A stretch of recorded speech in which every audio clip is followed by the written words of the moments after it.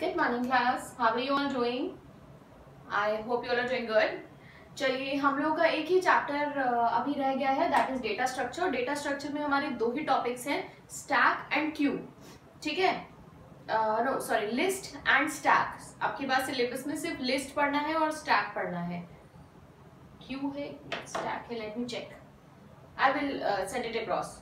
तो आज हम स्टैक तो फॉर श्योर है, तो हम सिर्फ आज स्टैक पढ़ेंगे. ठीक है,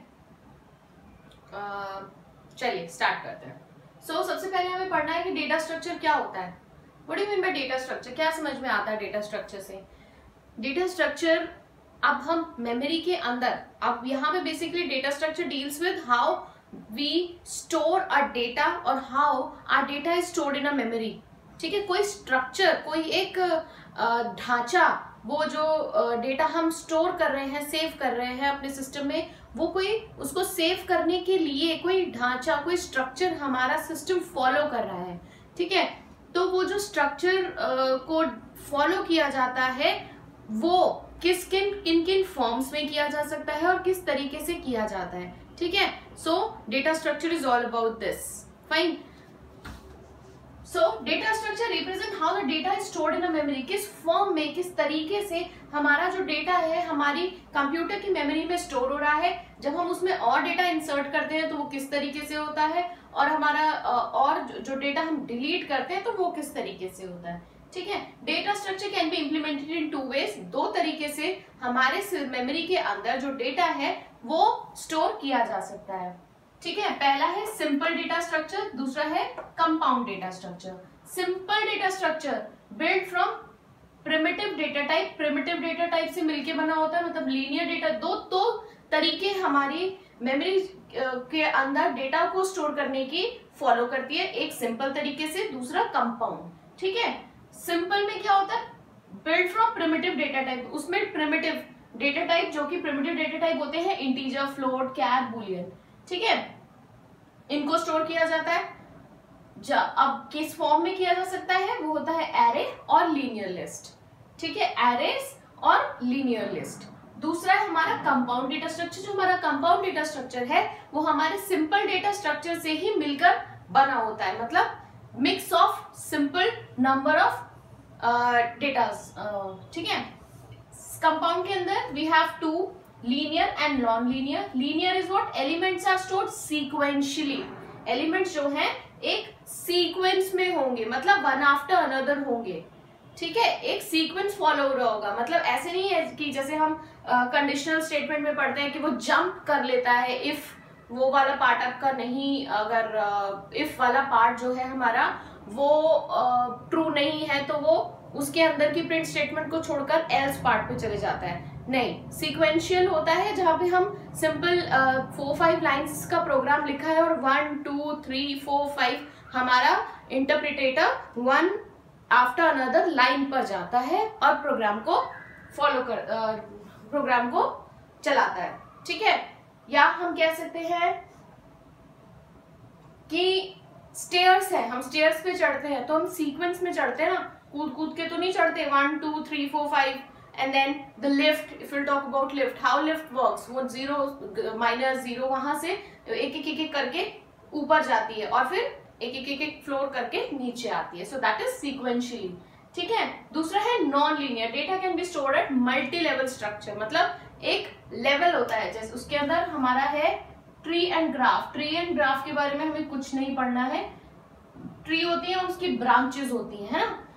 ये पेड़ है and then it has branches, कुछ यहाँ पे, then यहाँ पे, यहाँ पे, यहाँ पे, यहाँ पे, है ना. और मुझे इससे तो मैं जंप करके जा सकती हूँ, right. So this is non linear. अब हमें जो पढ़ना है वो हमें स्टैक, क्यू, लिस्ट, हमें सिर्फ लीनियर ही पढ़ना है. मतलब हमें सिर्फ सीक्वेंशियली किस तरीके से हमारा डेटा स्ट्रक्चर जो है होता है, मेमोरी के अंदर जो डेटा स्टोर्ड होता है उसका स्ट्रक्चर सिर्फ सीक्वेंस वाला जो है, सीक्वेंशियली हमें वही पढ़ना है, स्टैक एंड लिस्ट. ठीक है, स्टैक क्या है ये हमने क्लास 11th में भी पढ़ा था. स्टैक क्या है? स्टैक एक लीनियर डेटा स्ट्रक्चर है. List, elements can be inserted और डिलीटेड फ्रॉम द टॉप. मतलब जो हमारा स्टैक का मतलब क्या है, एक के ऊपर एक, स्टैक का मतलब ही होता है कि एक के ऊपर एक, जैसे कि हम अपने कबर्ड्स में अपने क्लोथ्स को रखते हैं, है ना, तो हम कैसे रखते हैं, स्टैक करके रखते हैं, मतलब एक cloth, then another T shirt, then another T shirt, then another T shirt and then another T shirt. Fine, अगर मुझे एक टी शर्ट निकाली है, that is at third number पे, नीचे से तीसरे नंबर पे 5 टी शर्ट्स मैंने ऐसे स्टैक की हुई हैं, एक के ऊपर एक रखी हुई हैं, ठीक है। अगर मुझे ये वाली टी शर्ट निकालनी है तो मैं क्या करूंगी, इसको अगर पुल करूंगी तो सारा डेटा गिर जाएगा, ठीक है।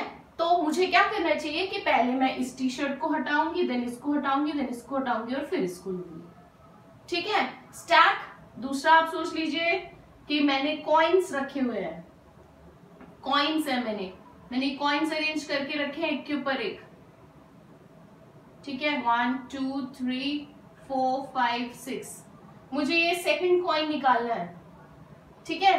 तो मेरे को क्या करना होगा, 6 5th 4th 3rd हटाऊंगी and then I move to, and then I would be able to pick the second coin. Fine, so हमें स्टैक, हमें समझना चाहिए कि स्टैक जो है, अगर मुझे कुछ भी इंसर्ट करना है या डिलीट करना है तो मैं ऊपर से करूंगी, मतलब सिर्फ एक ही वे है, ये आप सोचिए, ठीक है। मतलब अगर मुझे ये वाली फाइल है, इसको इसके पास जाना है तो मैं पहले एक एक करके इनको रिमूव करूंगी and then I will move to this. इसका मतलब स्टैक में अगर हमें कुछ भी इंसर्ट करना है या डिलीट ऑपरेशन परफॉर्म करना है तो वो ऊपर से ही होगा, there is no other way, bottom से नहीं होगा, ठीक है, बॉटम से नहीं होगा, सिर्फ ऊपर से होगा। Fine, LIFO, it follows LIFO, LIFO का मतलब लास्ट इन फर्स्ट आउट। आप ये देखो 1 2 3 4 एंड 5, लीफो का मतलब क्या है, मुझे इसके पास जाना है, ये सेकंड निकालना है, तो लास्ट में जो आया है वो ही पहले बाहर निकलेगा। लीफो का मतलब होता है, फुल फॉर्म होता है लास्ट इन फर्स्ट आउट, मतलब जो लास्ट में आया है पहले वो ही बाहर जाएगा एंड देन क्या होगा, लास्ट में जो गया है वो ही पहले बाहर आएगा अगर मुझे सेकंड के पास जाना है तो। क्यों, क्योंकि इसके अंदर जो कुछ भी ऑपरेशन परफॉर्म हो रहा है वो ऊपर से ही हो रहा है, टॉप से हो रहा है, there is no other way like queue में हम क्या करते हैं, जैसे कि हम लाइन में, स्कूल में हम लाइन में खड़े होते हैं, है ना, सर कभी क्या करते हैं, कभी तो आगे से मूव करा देते हैं, या क्या करते हैं, कभी अबाउट टर्न करा के जो लास्ट में बंदा होता है उससे बाहर निकाल देते हैं। लाइक मेट्रो में क्या होता है, क्यू के जैसे ही तो वो है, मतलब है तो लाइन ही, लेकिन कभी वो लेफ्ट से उधर चलेगी तो लेफ्ट से चल जाएगी, राइट में जाना है तो इधर से चल जाएगी, है ना, that is queue. But we are following what, we are working on stack, तो स्टैक में एक दूसरा रास्ता है ही नहीं बाहर निकलने के लिए, सिर्फ एक ही रास्ता है, दैट इज टॉप, ऊपर वाला पहले बाहर निकलेगा अगर मुझे नीचे से किसी एलिमेंट को बाहर निकालना है। आई होप इससे ज्यादा एक्सप्लेन नहीं कर पाऊंगी, आई होप ये सबको क्लियर होगा। ऑपरेशंस ऑन स्टैक, दो ही ऑपरेशन हो सकते हैं, या तो निकाल सकते हैं एलिमेंट को या डाल सकते हैं, that means one of the operation is push, another is pop.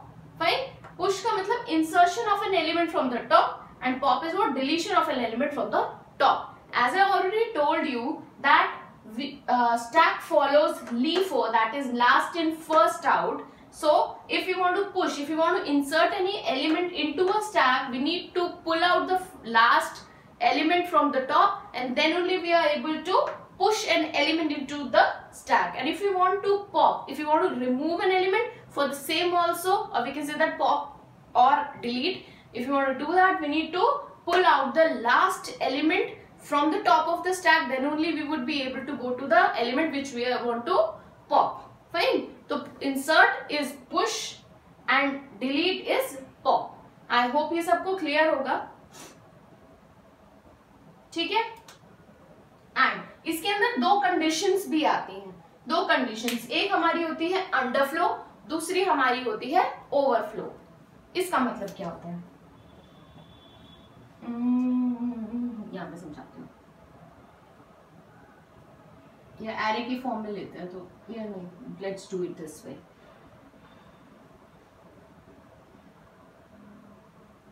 अगर मुझे कहा जाए ये स्टैक है, दिस स्टैक इज फुल, ठीक है, this stack is full, there is definitely no space where we if we want any other element, अगर मैं कोई और element इस current full stack के अंदर डाल रही हूँ तो would it be possible?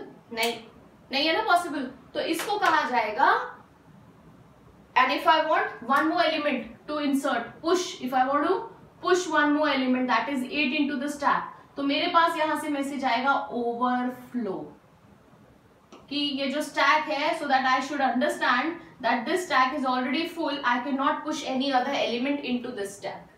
Fine. If